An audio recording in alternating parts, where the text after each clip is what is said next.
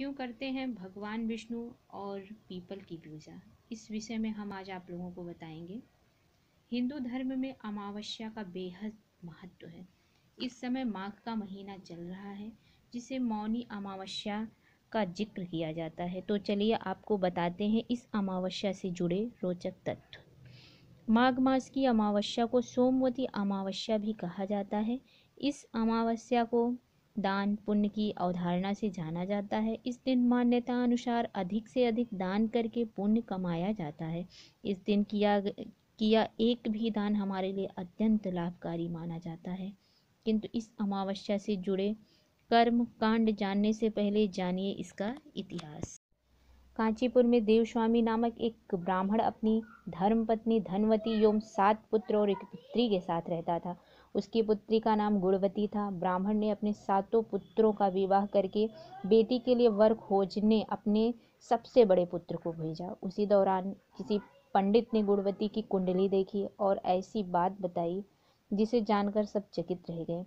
पंडित के अनुसार देवस्वामी की पुत्री की जन्म कुंडली में एक दोष था, जिसके कारण उसकी कन्या विधवा हो जाएगी।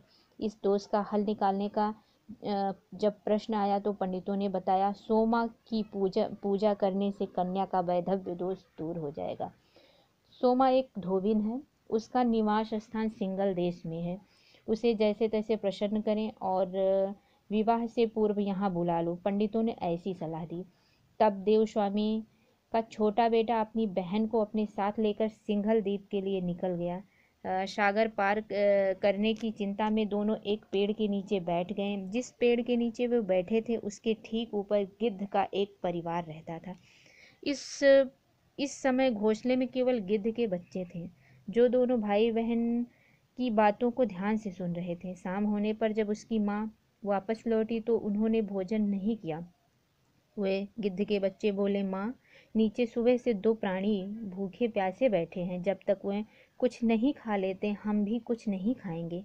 तब गिद्ध माता उन दोनों के पास जाकर उनको भोजन दिया और सागर पार करने का वचन दिया। गिद्ध माता की सहायता से वे दोनों अगले दिन सिंघल राज्य की सीमा में पहुंचा दिए गए। वहां उन्हें सोमा का घर भी मिल गया। अब सोमा को प्रसन्न करने के लिए दोनों भाई बहन एक योजना बनाई। वे दोनों सुबह उठकर सोमा के घर की साफ सफाई कर देते थे। एक दिन सोमा ने अपनी बहुओं से पूछा कि हमारा घर रोज कौन साफ और सुसज्जित करता है। सोमा से झूठी प्रशंसा पाने के लिए सभी बहुओं ने कहा, हमारे अलावा कौन बाहर से आकर ये काम करेगा, सब हम ही करते हैं। किंतु सोमा को अपनी बहुओं की बातों पर विश्वास नहीं हुआ, इसलिए एक रात उसने जाकर उन लोगों को खोजने की कसम खाई जो उनके घर की सफाई कर रहे थे। तब उसने अपनी आंखों से 2 भाई बहनों को ये कार्य करते हुए देखा। ऐसा करने का कारण पूछने पर भाई ने गुणवती से संबंधित सारी बात बता दी और उसको अपने साथ चलने का आग्रह किया। सोमा उनकी श्रम, सेवा और साधना से प्रसन्न होकर कन्या का वैधव्य निवारण का आशीर्वाद देकर उनके आग्रह पर उनके साथ चलने को तैयार हो गई।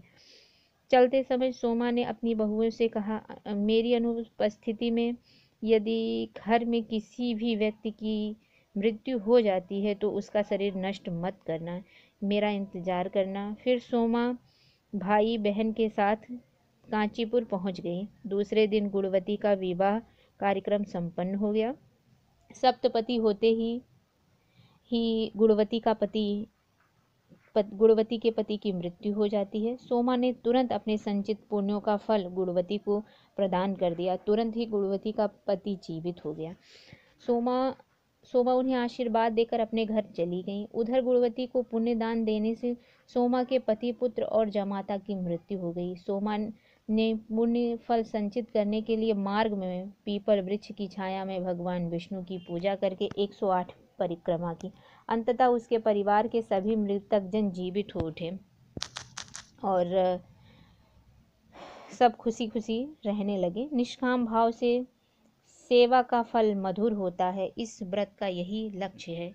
इस दिन गंगा स्नान का विशेष महत्व है।